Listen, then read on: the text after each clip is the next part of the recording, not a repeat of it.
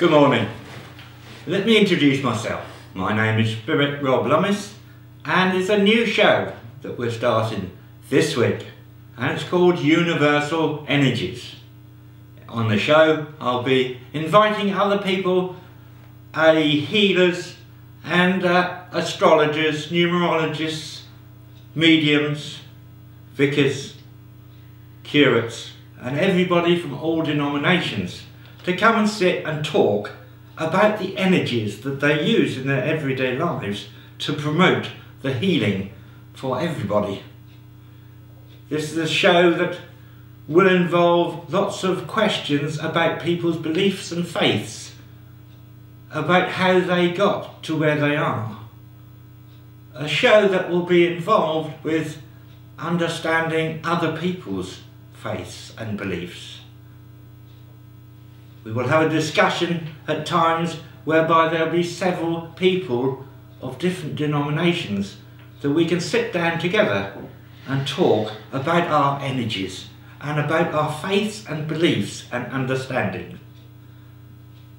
We all need something to lean on in life, and maybe we have this faith that we are brought up from a youngster, having had the peer pressure as we go along in life.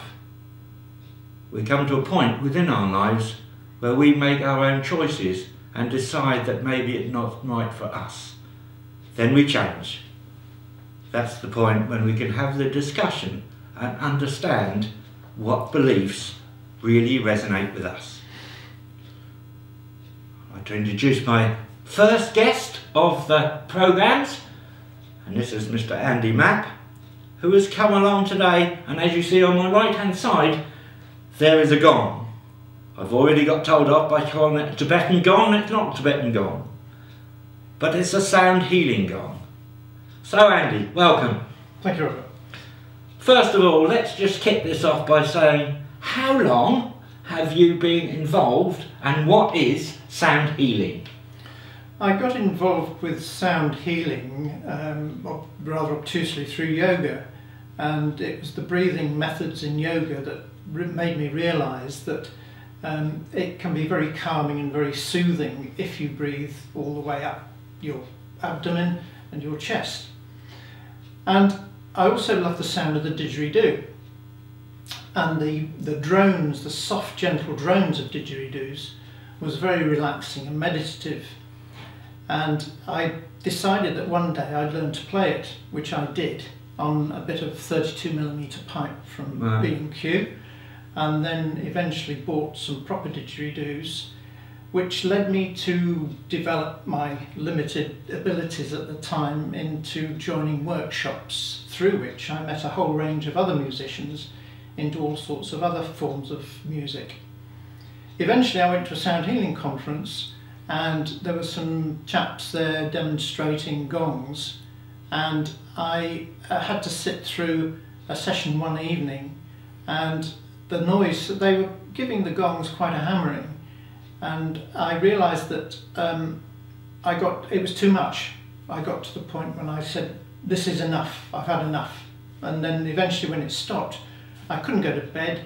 I had to walk around the building that I was staying in for a while, because I realised that the whole of the resonance of my body had responded to the sounds of the gong, the vibrations of the gongs. There were about 8 of them altogether.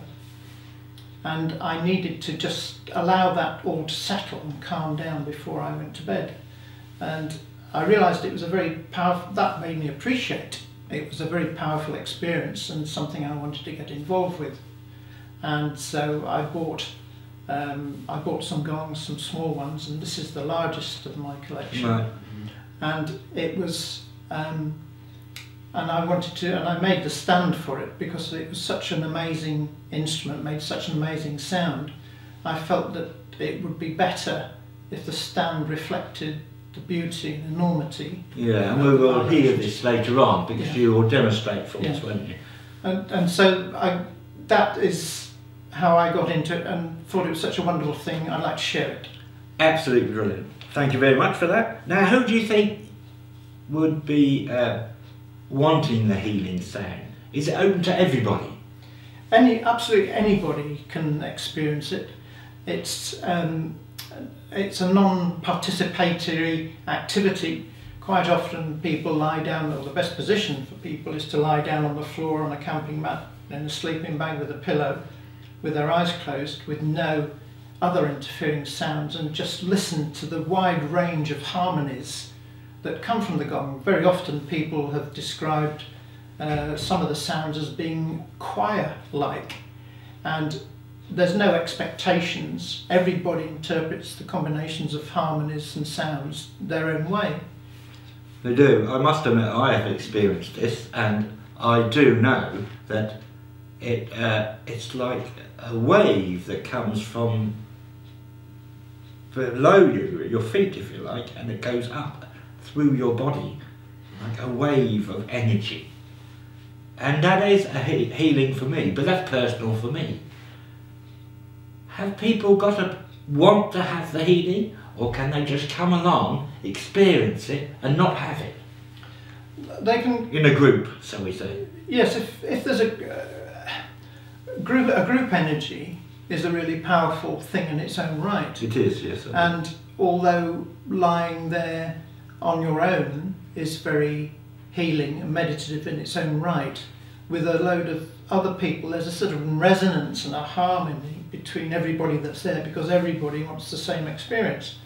And very often the vibrations can be picked up through wooden floors very effectively. Oh. So they don't have to want it. And if it's, quite often I do it as part of other workshops, yoga workshops for example. And so the people that are present do yoga exercises to start off with, and then relax for an hour listening to the sounds of the gong. So do you have a workshop yourself, or do you have a healing studio yourself, or somewhere that they can come along and have healing by maybe an appointment? Well, yes, sadly I don't have a workshop or a special venue. I sometimes hire venues. Last weekend I took my event shelter to Cosmic Puffin event on Mersey Island and set it up in there in spite of the gale force winds. But I take it round to people's houses and set it up in their front rooms, and I have 2 reflexology chairs that I use in my own house for people to lie on, and they lie there covered with blankets, and there's very little interference from other sounds, and so they can just, quite often they fall asleep after 10-15 minutes. But I know that I still carry on for an hour. Well, I can say, listeners, that I've experienced that. So yes, I can vouch for that. How did you first, was there something that put you on this track to start with? Were there some energies that were involved in you that you thought, well, this isn't right, or that is right, and let's go and see and have a go and try? Well, I suppose it comes from a stem. My parents, my mother in particular was musical and played the piano, and my father wasn't particularly. He did like military bands, but his father played the cello in various orchestras around Yorkshire, and so there's been a latent curiosity. I failed magnificently playing conventional instruments, and being able to play something that was somewhat more heartfelt and inspirational became a bit more attractive to me, and I started to, I've always been interested in music and the harmonies and the flows of things, and it's stunning listening to the various combination of sounds, particularly the ones that make you feel calm and relaxed, and the ones that make you agitated and irritable. I just can't help thinking that there's lots of alternative forms of healing around. Why sound healing? Well, it goes back a very long way. It was Pythagoras was the guy who put harmonics together and realised there was a resonance between items, organisms, and it's a combination. If you think back to the ancient peoples, sounds were very important to them. They didn't have anything other than natural sounds, and if they wanted to make a sound, they'd tap rocks, and they'd sing and they'd chant. And so the latent desire of the human to be identified with some form of sound has always been there.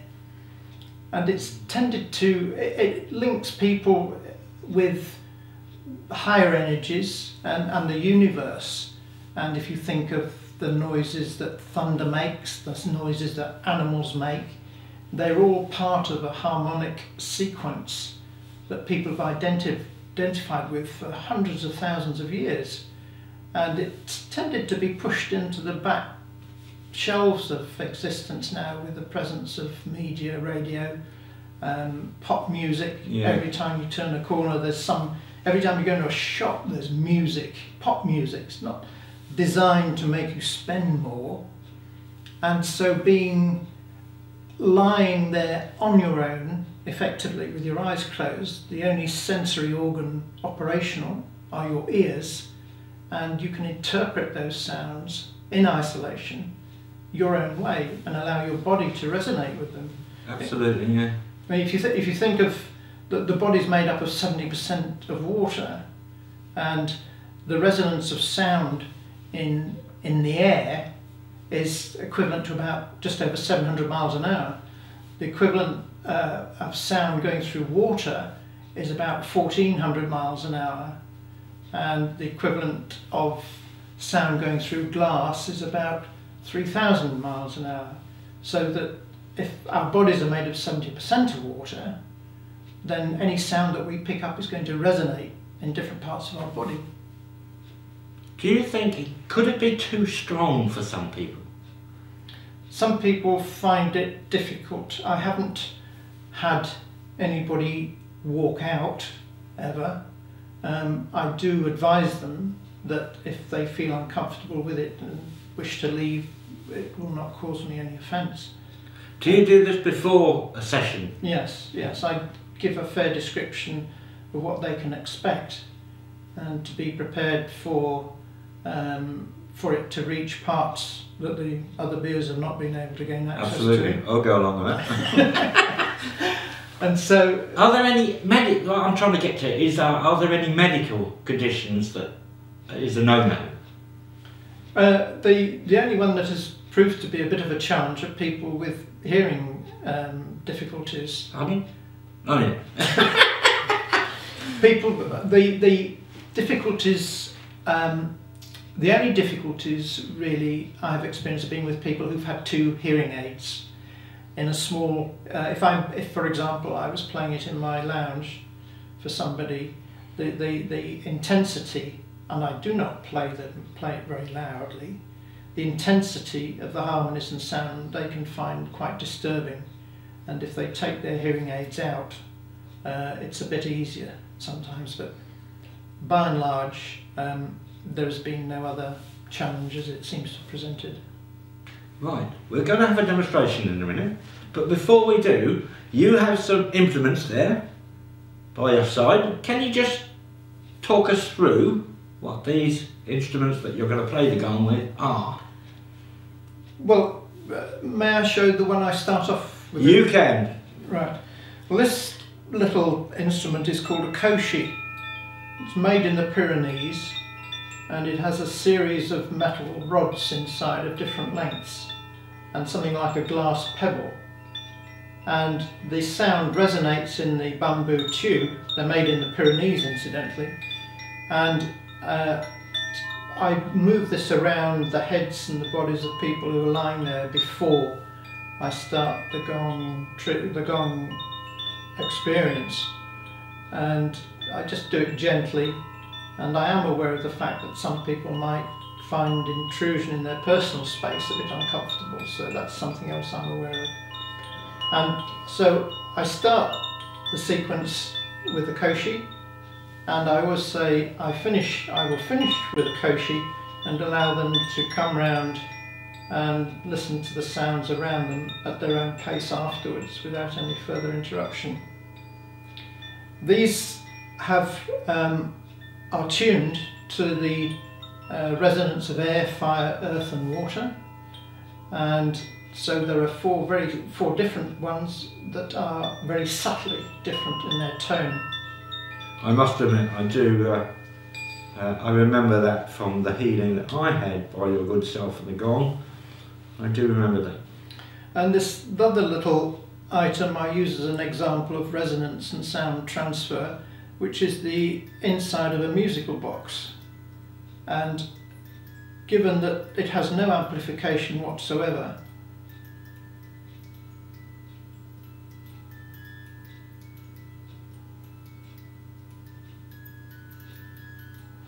but if I put it on a piece of wood,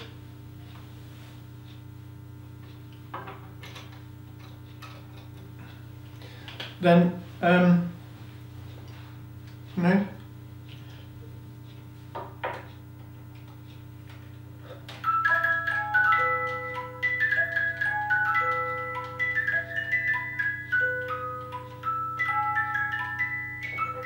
Take it off the piece of wood, put it on the piece of wood. It makes a phenomenal difference to the transfer of sound and the resonance of it. The other item that I have but I don't use very often is a barbecue skewer. It's a stainless steel rod with a silicon rubber end, and the end is, if I rub this end on the back of the gong, I get a whale-like sound, and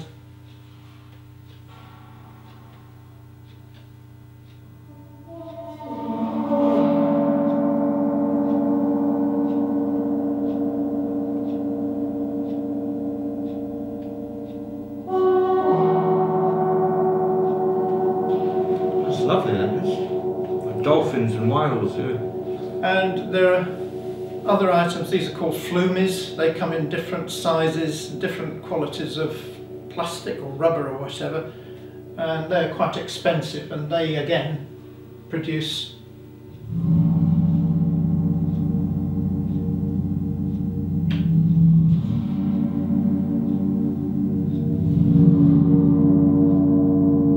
another set of frequencies. I tend not to use these during the course of a gong experience because it breaks up the flow of harmonies from the gong. If you consider the sound coming out of this is a bit like throwing a pebble in a puddle, and you get all the rings resonate, moving out from where the pebble went in the water. You throw another pebble in the water at the other side of the puddle, and another set of rings come out, and the rings blend in the middle. What a good analogy, yeah. So can I ask you, can you do your demonstration with the gong, please, Andy? Indeed I can. There are two mallets I use principally. These, the weight and the size of them are determined rather by the size of the gong that's being played, and this is another one that is designed specifically for, this bigger one is designed specifically for this size of gong. So invariably I will start building up a range of sounds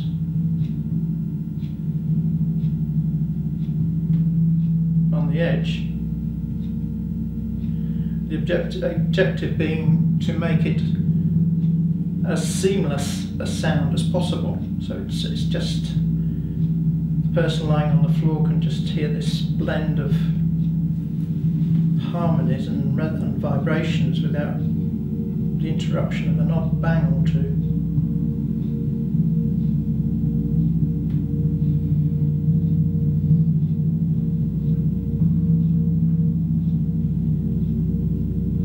The stand I made is a special one, very, very special, because the gong will swing around.